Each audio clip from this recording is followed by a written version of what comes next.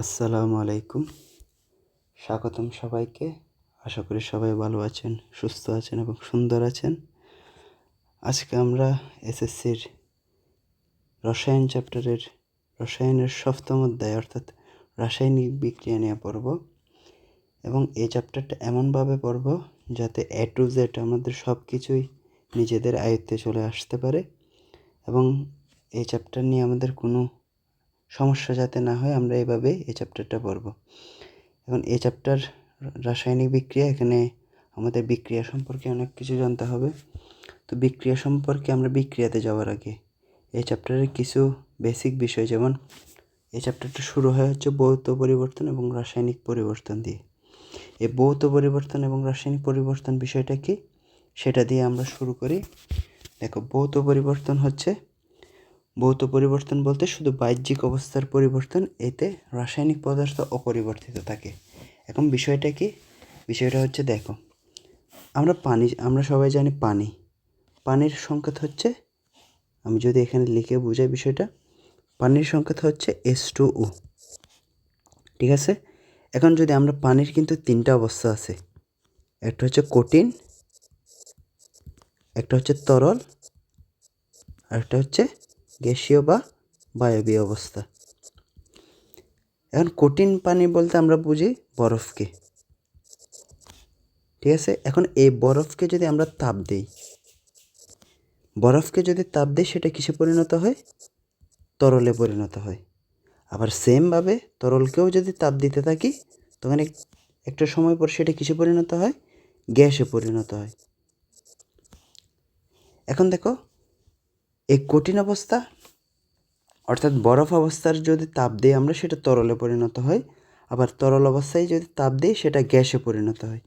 এখন দেখো, আমরা এখানে একটা ভৌত পরিবর্তন বলতে ফিজিক্যাল চেঞ্জ, অর্থাৎ আমাদের জাস্ট অবস্থার পরিবর্তন হবে, অর্থাৎ কেমিক্যালের কোনো পরিবর্তন হবে না, অর্থাৎ যে পদার্থটা নিব সেটার কোনো পরিবর্তন হবে না।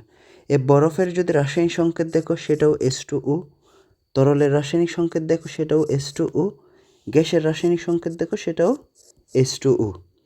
তাহলে দেখো, বাহ্যিক অবস্থার পরিবর্তন হয়েছে, অর্থাৎ প্রথমে ছিল বরফ, তারপর হয়েছে তরল, তারপর হয়েছে সেটা গ্যাসে। বোঝা গেছে? এখন এই অবস্থার ক্ষেত্রে জাস্ট অবস্থাটা পরিবর্তন হয়েছে, কিন্তু তার যে কেমিক্যাল অবস্থা, যেমন এইদিকে পানি আছে H2O, এখানেও H2O, এখানেও H2O, অর্থাৎ কেমিক্যালের কোনো পরিবর্তন হয় নাই। সেটাই হচ্ছে আমাদের ভৌত পরিবর্তন। আশা করি সবাই বুঝতে পারছো। এরপরে আসি রাসায়নিক পরিবর্তনে। রাসায়নিক পরিবর্তন বলতে কি? এখানে বলে দেওয়া আছে, রাসায়নিক পরিবর্তনে এক বা একাধিক ভিন্ন পদার্থ ভেঙে বা যুক্ত হয়ে এক বা একাধিক নতুন পদার্থে পরিণত হওয়াকেই আমরা রাসায়নিক পরিবর্তন বলি। এখন এই রাসায়নিক পরিবর্তন নিয়ে যদি আমি উদাহরণ দিয়ে বুঝাই, বিষয়টা হচ্ছে কি, দেখো, এই মিথেন, আমরা যদি মিথেন একটা গ্যাস নিই, এই মিথেন গ্যাসকে যদি অক্সিজেনের সাথে বিক্রিয়া করাই, তাহলে আমরা পাবো হচ্ছে কি কার্বন ডাইঅক্সাইড এবং সাথে কি পানি। এখন দেখো, এখানে আমরা এক বা একাধিক, এখানে হয় মিথেন নিচ্ছি অথবা মিথেন এবং অক্সিজেন নিচ্ছি। এই মিথেন এবং অক্সিজেনকে বিক্রিয়া করালে কার্বন ডাইঅক্সাইড পাই, পানি পাই। এখানে বলে দেওয়া আছে কি, এক বা একাধিক ভিন্ন পদার্থ ভেঙে বা যুক্ত হয়ে বলতে কি, যেমন এখানে এই মিথেন এবং অক্সিজেন বিক্রিয়া করে কার্বন ডাইঅক্সাইড এবং পানি উৎপন্ন করে। ওকে, এই মিথেন এবং অক্সিজেন বিক্রিয়া করে কার্বন ডাইঅক্সাইড এবং পানি তৈরি করে। এখানে দেখো, আমরা এখানে যদি হিসাব করে দেখি, এই মিথেন হচ্ছে গ্যাসীয় অবস্থা, অক্সিজেনও হচ্ছে গ্যাসীয় অবস্থা, আবার যদি উৎপাদে আসি, কার্বন ডাইঅক্সাইড হচ্ছে গ্যাসীয় অবস্থা, পানি হচ্ছে লিকুইড অবস্থা, অর্থাৎ অবস্থার পরিবর্তন হচ্ছেও আবার হচ্ছেও, মানে না হচ্ছে না, এমন একটা বিষয়। কিন্তু দেখো, কেমিক্যালটা চেঞ্জ হয়ে গেছে। এখানে এই মিথেন এক ধরনের পদার্থ, অক্সিজেন এক ধরনের পদার্থ, আবার এই দুইটা বিক্রিয়া করে যে দুইটা নতুন তৈরি হয়েছে, কার্বন ডাইঅক্সাইড এক ধরনের পদার্থ, পানি এক ধরনের পদার্থ, অর্থাৎ তোমার ওভারঅল যদি পদার্থগুলো হিসাব করি, পদার্থগুলোর একটা পরিবর্তন চলে আসছে। তো পদার্থের পরিবর্তন অর্থাৎ কেমিক্যালের পরিবর্তনটাই হচ্ছে আমাদের কেমিক্যাল চেঞ্জ বা রাসায়নিক পরিবর্তন। আশা করি বুঝতে পারছো। তো এই দুইটা বিষয় যদি বুঝতে পারে, আমাদের পরবর্তী টপিক হচ্ছে কি, রাসায়নিক বিক্রিয়ার মধ্যে আমরা একটা ইম্পর্ট্যান্ট টপিক হচ্ছে একমুখী বিক্রিয়া এবং উভমুখী বিক্রিয়া। একমুখী বিক্রিয়া কি, উভমুখী বিক্রিয়া কি, এখন সেটা আমরা জানব। দেখো, একমুখী বিক্রিয়া, যে বিক্রিয়ায় বিক্রিয়ক সমূহ বিক্রিয়া করে উৎপাদে পরিণত হয়, কিন্তু উৎপাদ সমূহ ভেঙে বিক্রিয়কে পরিণত হতে পারে না, তাদের একমুখী বিক্রিয়া বলে। আচ্ছা, বিষয়টা আমি কি বোঝাচ্ছি, যেমন আমরা যদি একটা সংকেত দেখি, ক্যালসিয়াম কার্বনেট, এই ক্যালসিয়াম কার্বনেটকে আমরা যদি বাংলায় চিন্তা করি, সেটা হচ্ছে চুনাপাথর। চুনাপাথর একটা কী অবস্থা, মানে সলিড অবস্থা, কঠিন অবস্থায় থাকে। এখন এটাকে যদি আমরা তাপ দিয়ে এখানে সেটা কিসে, ক্যালসিয়াম অক্সাইডে পরিণত হয় এবং কার্বন ডাইঅক্সাইডে পরিণত হয়। এখন দেখো, এই বিক্রিয়াটা যদি আমরা খোলা পাত্রে করি, দেখো এই কার্বন ডাইঅক্সাইড হচ্ছে একটি কি গ্যাস, এই কার্বন ডাইঅক্সাইডটা কি গ্যাস। তো এই গ্যাসীয় পদার্থ, গ্যাসের ধর্ম হচ্ছে উড়ে যাওয়া, কি গ্যাসের ধর্ম হচ্ছে উড়ে যাওয়া। এখন এই ক্যালসিয়াম কার্বনেটকে যদি আমরা তাপ দিয়ে ভাঙি, তাহলে এটা calcium oxide plus carbon dioxide তৈরি করে। এখন এই ক্যালসিয়াম অক্সাইড এবং কার্বন ডাইঅক্সাইড যে তৈরি করছে, সেটা দেখো কার্বন ডাইঅক্সাইড যদি উড়ে যায়, তাহলে এটা কি একমুখীভাবে বিক্রিয়া করে উৎপাদে পরিণত হয়েছে। এখন কি এটা উল্টা করে বিক্রিয়া করে এই দুইটা বিক্রিয়া করে কি আদৌ পিছনে ফিরে আসতে পারবে? অবশ্যই না। তাহলে এটা হচ্ছে একটা একমুখী বিক্রিয়া, অর্থাৎ বিক্রিয়কটা বিক্রিয়া করে উৎপাদে পরিণত হয়, কিন্তু উৎপাদগুলা বিক্রিয়া করে আবার পুনরায় বিক্রিয়কে আসতে পারে না। এটাই হচ্ছে, এই ধরনের বিক্রিয়াকেই বলে আমরা একমুখী বিক্রিয়া। আশা করি বুঝতে পারছো। এরপরে আসো উভমুখী বিক্রিয়া।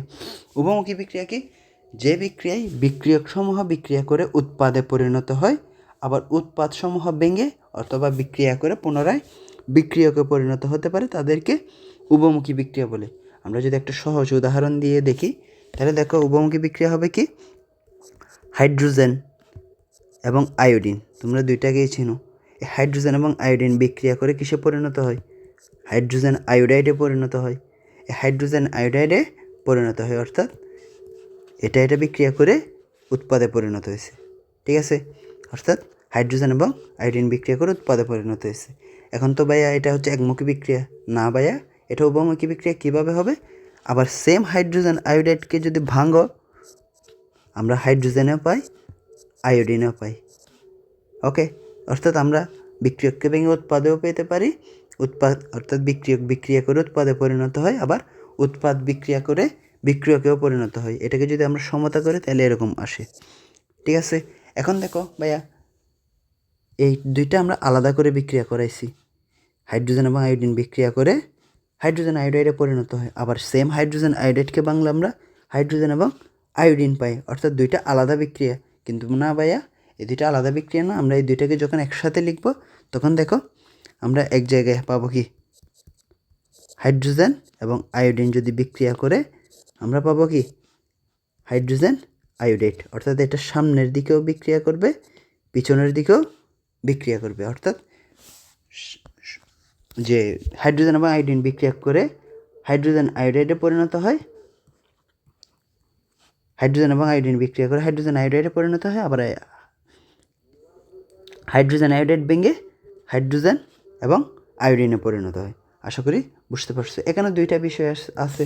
এখানে ভাই একটা বিক্রিয়া সামনের দিকে যায়, অর্থাৎ হাইড্রোজেন এবং আয়োডিন বিক্রিয়া করে যে হাইড্রোজেন আয়োডাইডে পরিণত হয়, এখানে একটা সামনের বিক্রিয়া, অর্থাৎ এটা সামনের দিকে যায়। সেই জন্য আমরা এই বিক্রিয়াকে বলি সম্মুখমুখী বিক্রিয়া। কি বিক্রিয়া ভাইয়া? সম্মুখমুখী বিক্রিয়া। আবার নিচেরটা দেখো, হাইড্রোজেন আয়োডাইড বিক্রিয়া করে হাইড্রোজেন এবং আয়োডিনে পরিণত হয়, তাহলে এটা হচ্ছে কি পিছনে আসতেছে। তার মানে এই বিক্রিয়াকে আমরা কি বলবো, পশ্চাৎমুখী বিক্রিয়া। আশা করি ভাইয়া বুঝতে পারছো। তাহলে আমরা একমুখী বিক্রিয়াও শিখছি, উভমুখী বিক্রিয়াও শিখছি, এবং আশা করি বুঝতে পারছি। এরপরে আসো এই চ্যাপ্টারের আরেকটা গুরুত্বপূর্ণ টপিক, সেটা হচ্ছে তাপ উৎপাদী বিক্রিয়া, তাপহারী বিক্রিয়া। দেখো ভাইয়া, তাপ উৎপাদী বিক্রিয়া এবং তাপহারী বিক্রিয়া বোঝার জন্য এই বিষয়টা আমাদের কেন বুঝতে হবে, আমাদের এই চ্যাপ্টারের একটু মোস্ট ইম্পর্ট্যান্ট টপিক হচ্ছে লাসাতেলিয়ান নীতি। এই লাসাতেলিয়ান নীতি বুঝতে গেলে বা লাসাতেলিয়ান নীতি সম্পূর্ণরূপে বোঝার জন্য আমাদের তাপ উৎপাদী বিক্রিয়া এবং তাপহারী বিক্রিয়া লাগবে। এখন দেখো আমরা দেখব তাপ উৎপাদী বিক্রিয়া কী, তাপহারী বিক্রিয়া কী। শুরুতে আসি তাপ উৎপাদী বিক্রিয়া। যে বিক্রিয়ায় তাপ উৎপন্ন হয় তাকে তাপ উৎপাদী বিক্রিয়া বলে। আমরা কোনো একটা যদি যৌগ নিয়ে হিসাব করি, দেখো নাইট্রোজেন এবং হাইড্রোজেন এই দুটাকে বিক্রিয়া করে দেখো কিসে পরিণত হয়, অ্যামোনিয়াতে পরিণত হয়। কিসে? অ্যামোনিয়াতে। এবং এই দুইটা বিক্রিয়া করে কিছু পরিমাণে তাপ উৎপন্ন করে, সেটা হচ্ছে কি 92 কিলোজুল তাপ উৎপন্ন করে। অর্থাৎ কি এই নাইট্রোজেন এবং হাইড্রোজেন দুইটা আলাদা পদার্থ, আলাদা মৌল বিক্রিয়া করে আমাদের একটা যৌগ তৈরি করে, যেটাকে বলা হচ্ছে অ্যামোনিয়া। নাইট্রোজেন এবং হাইড্রোজেন বিক্রিয়া করে আমাদের অ্যামোনিয়া তৈরি করে, এবং এই বিক্রিয়ায় কিছু পরিমাণে তাপ উৎপন্ন হয়। ওই কিছু পরিমাণে তাপ উৎপন্ন হয় বিধায় এটাকে বলা হচ্ছে কি তাপ উৎপাদী বিক্রিয়া। আশা করি ভাইয়া বুঝতে পারছো। এরপর আসো তাপহারী বিক্রিয়া। যে বিক্রিয়ায় তাপ শোষিত হয় তাকে তাপহারী বিক্রিয়া বলে, অথবা এইটাই তাপহারী বিক্রিয়াকে অন্যভাবে বলে তাপ শোষী বিক্রিয়া। অর্থাৎ যে বিক্রিয়ায় তাপ শোষিত হয় তাকে তাপহারী বিক্রিয়া বা তাপ শোষী বিক্রিয়া বলে, অথবা এটার অন্য একটা রূপ আছে, যে বিক্রিয়ায়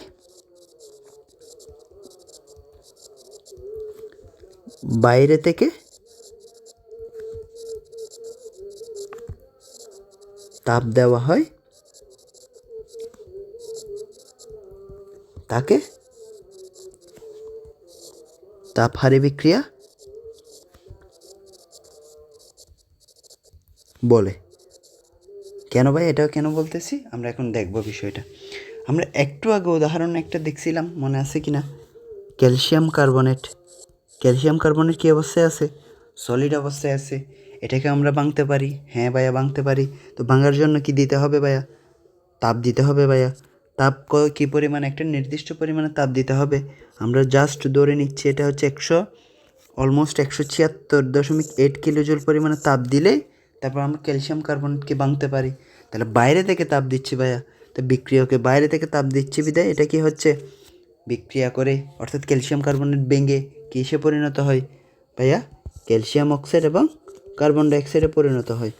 তাহলে ভাইয়া এখানে বাইরে থেকে যেহেতু তাপ দিছি, অর্থাৎ বাইরে থেকে তাপ গ্রহণ করছে, বাইরে থেকে তাপ শোষণ করছে, সেই জন্য এটাকে তাপ শোষী বিক্রিয়া বা তাপহারী বিক্রিয়া বলতে পারি।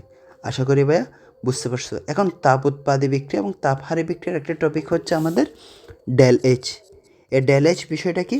ডেল এইচ হচ্ছে আমাদের অভ্যন্তরীণ শক্তির পরিবর্তন। এই ডেল এইচ বিষয়টা দিয়ে আমাদের টপিক আসে, এবং ডেল এইচটা বুঝতে হয় কারণ আমাদের প্রশ্নে এরকমভাবে সরাসরি যে এরকম তাপ উৎপন্ন হয় বা এরকম তাপ হারায় এটা আমাদের দেয়া থাকে না, আমাদের মানটা ডেল এইচ দিয়ে দেয়া থাকে। তো এই ডেল এইচ বিষয়টা কি সেটা আমরা এখন দেখব। দেখো ডেল এইচ মানে হচ্ছে কি অভ্যন্তরীণ শক্তির পরিবর্তন। এই অভ্যন্তরীণ শক্তির পরিবর্তন মানে কি? দেখো ভাই আমাদের যে বিক্রিয়কের একটা অভ্যন্তরীণ শক্তি আছে,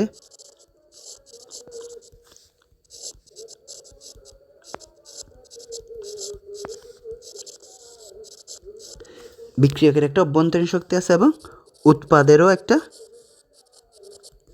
অভ্যন্তরীণ শক্তি আছে। তো অভ্যন্তরীণ শক্তির পরিবর্তন বিষয়টা কি? দেখো আমি একটা উদাহরণ দিয়ে বুঝাই। মনে করো ভাই একটা এ এবং একটা বি, দুইটা আমাদের কাল্পনিক দুইটা মৌল বিক্রিয়া করে কিসে পরিণত হয়? সি একটা কাল্পনিক মৌলে পরিণত হয়। তো এ এবং বি বিক্রিয়া করে সিতে পরিণত হয়েছে।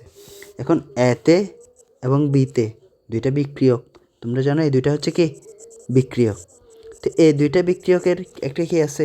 নির্দিষ্ট পরিমাণ অভ্যন্তরীণ শক্তি আছে। আবার এখানে সিও একটা কি উৎপাদক। তো এই সি একটা কি উৎপাদ। এই উৎপাদেরও একটা নির্দিষ্ট পরিমাণ শক্তি আছে। আমরা এখন উদাহরণ দিয়ে বুঝবো অভ্যন্তরীণ শক্তির পরিবর্তন বিষয়টা কি। দেখো ভাইয়া, মনে করো আমি এখানে একটা এই দুইটা মিলে এ এবং বি বিক্রিয়া করতেছে কত?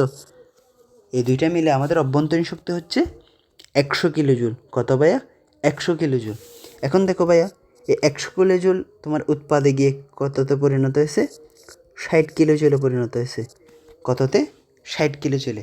তাহলে ভাই এখন একটা 100 জুল বিক্রিয়া করে যে 60 কিলোজুল উৎপন্ন করছে, এখানে যে এ এবং বি বিক্রিয়া করে সিতে উৎপন্ন হয়েছে, এ এবং বি মিলে হচ্ছে শক্তি হচ্ছে অভ্যন্তরীণ শক্তি হচ্ছে 100 কিলোজুল।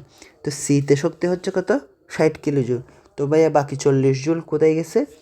ভাইয়া বাকি 40 গুণ আমাদের সরাসরি তাপ শক্তি হিসেবে তৈরি হয়েছে। কিসে তৈরি হয়েছে? তাপ শক্তি হিসেবে তৈরি হয়েছে। এটা হচ্ছে আমাদের কি? তাপ শক্তি। আশা করি ভাইয়া বুঝতে পারছো এই বিষয়টা।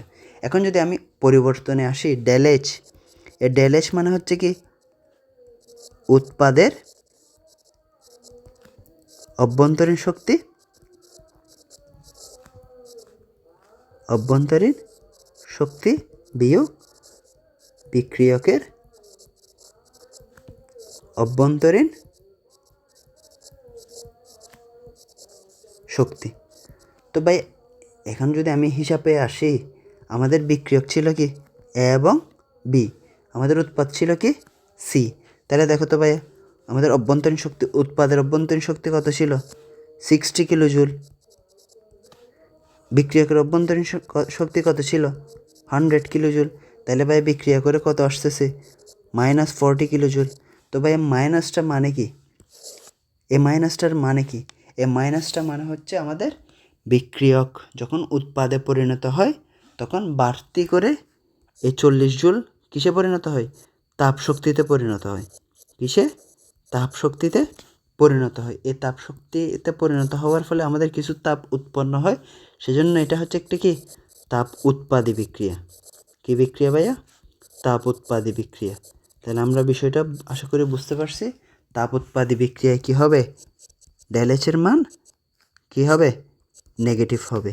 কেন ভাইয়া নেগেটিভ হচ্ছে? এর নেগেটিভ মানে হচ্ছে অতিরিক্ত তাপটা, দেখো আমাদের বিক্রিয়ার মধ্যে যে 100 কিলোজুল বিক্রিয়কের মধ্যে ছিল, উৎপাদে পরিণত হয়েছে কত? 60 কিলোজুল। কিন্তু বাকি বাড়তি শক্তিটা কোথায় চলে গেছে? তাপ শক্তিতে চলে গেছে। এ মাইনাস মানে হচ্ছে সেই বাড়তি শক্তিটা তাপ শক্তিতে রূপান্তর হওয়া। সেই জন্য আমরা যখন ডেলএইচের মান ঋণাত্মক দেখব তখন সেটা মানে কি বুঝবো? এটা একটা তাপ উৎপাদী বিক্রিয়া। তো ভাই এখন তাপ উৎপাদী বিক্রিয়া না দেখছি, এখন তাপহারী বিক্রিয়া দেখতে হবে না? তাপহারী বিক্রিয়াও কিন্তু অলমোস্ট সেম বিষয়টা কি? আমরা সেমভাবে আমরা দেখব। উদাহরণ হিসেবে এ এবং বি বিক্রিয়া করে সিতে পরিণত হয়েছে। অথবা আমরা একটু আগে যে ক্যালসিয়াম কার্বনেটের উদাহরণটা দিছি সেটা হিসেবেই দেখি। মনে করো এক হচ্ছে ক্যালসিয়াম কার্বনেট, যেটা ভেঙে বি এবং সি অর্থাৎ ক্যালসিয়াম অক্সাইড এবং কার্বন ডাইঅক্সাইডে পরিণত হয়। এখন ভাইয়া যদি আমরা শক্তি হিসাবে ধরে নিই, তাপ হারে বিক্রিয়া মানে কি? তাপ শক্তি হারানো। মনে করো এখানে কত ছিল? 60 কিলোজুল ছিল। কত ছিল? 60 কিলোজুল। এদিকে আছে কত? 100। এদিকে দুইটা মিলে আছে কত? বি প্লাস সি মিলে আছে কত? 100 কিলোজুল। অর্থাৎ আমাদের যখন তাপ উৎপাদী বিক্রিয়া পড়ছিলাম তখন তাপ উৎপাদী বিক্রিয়ায় বিক্রিয়কের শক্তি বেশি ছিল, উৎপাদের শক্তি কম ছিল। এখন তাপহারী বিক্রিয়ায় বিক্রিয়কের শক্তি কম, উৎপাদের শক্তি বেশি। এখন কম শক্তি থেকে বেশি শক্তিতে রূপান্তর কিভাবে হবে? আমাদের বাড়তি কিছু শক্তি বাইরে থেকে দিতে হবে, তবেই সেটা হবে কি? তোমার বিক্রিয়ক এবং উৎপাদের শক্তি সমান হবে। তো আমরা এখন যদি ডেলএইচ হিসাবে আসি, আমাদের বিক্রিয়ক হচ্ছে কি? এ, উৎপাদ হচ্ছে বি এবং সি।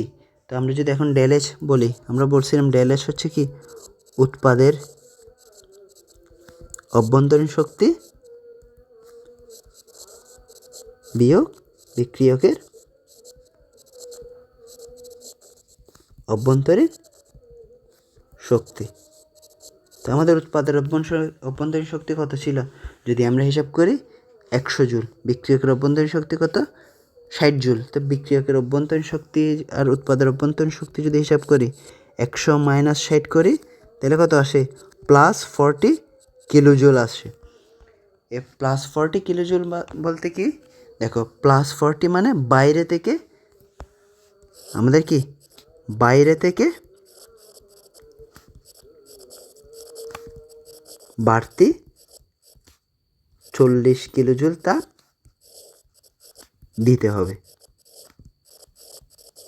তাহলে আশা করি ভাইয়া বুঝতে পারছো কেন এই ডেলেজ কি যদি প্লাস হয় তাহলে সেটা কি বিক্রিয়া? তাপহারে বিক্রিয়া। আর তাপহারে বিক্রিয়া কেন? তাপহারে বিক্রিয়া কাকে বলে? যে বিক্রিয়ায় তাপ বাইরে থেকে দিতে হয় অথবা বিক্রিয়ক তাপ শোষণ করে তাকে তাপহারে বিক্রিয়া বলে। তাহলে এই বিক্রিয়ায় দেখো তো ডেলেজের মান কীভাবে নেগেটিভ আসছে। এখানে আমাদের বিক্রিয়কের তাপ ছিল কত? 60 কিলোজুল, উৎপাদের তাপ ছিল 100 কিলোজুল। তো বিক্রিয়ক থেকে উৎপাদে পরিণত হওয়ার জন্য বাইরে থেকে আরও কী পরিমাণ তাপ দিতে হয়েছে? 40 কিলোজুল।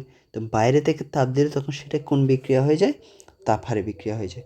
আশা করি ভাইয়া আমাদের তাপ উৎপাদী বিক্রিয়া তাপহারে বিক্রিয়া আশা করি ভাইয়া বুঝতে পারছো। আমি যদি আবার সম্পূর্ণ বিষয়টাকে একটু রিক্যাপ করে দিই তাহলে কি হয়? আমাদের শুরুতে পড়ছিলাম ভৌত পরিবর্তন, রাসায়নিক পরিবর্তন।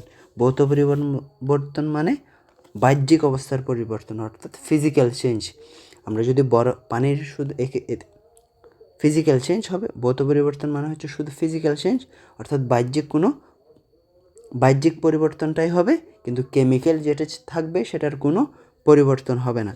তাহলে ভৌত পরিবর্তনে দেখো আমরা যদি পানি দিয়ে হিসাব করি, আমাদের পানি হচ্ছে কি 3টা অবস্থা, একটা হচ্ছে বরফ, একটা হচ্ছে তরল, একটা হচ্ছে গ্যাস।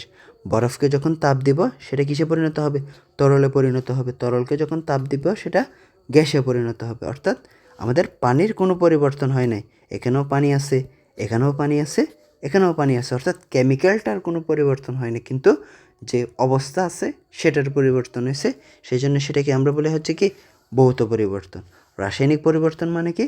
দুইটা ভিন্ন পদার্থ যখন যুক্ত হয়ে নতুন দুইটা ভিন্ন পদার্থে পরিণত হবে তখন সেটাকে বলবো হচ্ছে রাসায়নিক পরিবর্তন। অর্থাৎ আমাদের কেমিক্যালটা যেহেতু পরিবর্তিত হয়ে যাচ্ছে সেটাকে বলি কেমিক্যাল চেঞ্জ। আশা করি ভাইয়া বুঝতে পারছো। এখানে মিথেন এবং অক্সিজেন যখন বিক্রিয়া করবে, দুইটা আলাদা মৌল বিক্রিয়া করতেছে, দুইটা আলাদা মৌল বিক্রিয়া করে দুইটা আবার নতুন মৌল বা নতুন যৌগ তৈরি করছে। সেই জন্য এটাই হচ্ছে আমাদের কেমিক্যাল চেঞ্জ, কারণ আমাদের কেমিক্যালের পরিবর্তন হয়েছে। আশা করি ভাইয়া বুঝতে পারছো। এরপরে আমরা পড়ছিলাম কি একমুখী বিক্রিয়া, উভমুখী বিক্রিয়া। একমুখী বিক্রিয়া কি? যে বিক্রিয়ায় বিক্রিয়ক ব্যঙ্গে উৎপাদে পরিণত হয়, কিন্তু উৎপাদ ব্যঙ্গে বিক্রিয়কে আসতে পারে না। এই বিক্রিয়া কেন বিক্রিয়ক ব্যঙ্গে উৎপাদে পরিণত হলো?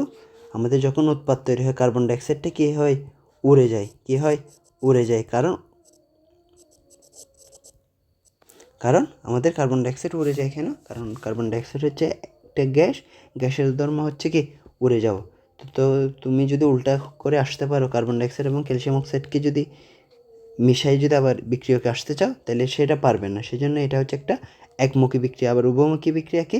যে বিক্রিয়ায় বিক্রিয়ক সমূহ বিক্রিয়া করে উৎপাদে পরিণত হতে পারে, আবার উৎপাদ সমূহ বিক্রিয়া করে বিক্রিয়কে পরিণত হতে পারে, তাকে আমরা বলি হচ্ছে কি উভমুখী বিক্রিয়া। এখন উভমুখী বিক্রিয়ার যদি উদাহরণ দিই, আমাদের হাইড্রোজেন এবং আয়োডিন যদি বিক্রিয়া করে, এই দুইটা বিক্রিয়া আমাদের কি তৈরি হয়? হাইড্রোজেন আয়োডাইড তৈরি হয়। আবার যদি উল্টা করি, হাইড্রোজেন আয়োডাইডকে যদি ভাঙি, তাপ দিয়ে ভাঙি, তাহলে আমাদের হাইড্রোজেন তৈরি হবে, আয়োডিন তৈরি হবে। আমরা এই দুইটাকে যদি আলাদাভাবে দেখি সেটা আলাদা হয়, কিন্তু এই দুইটা আসলে একসাথে হয়।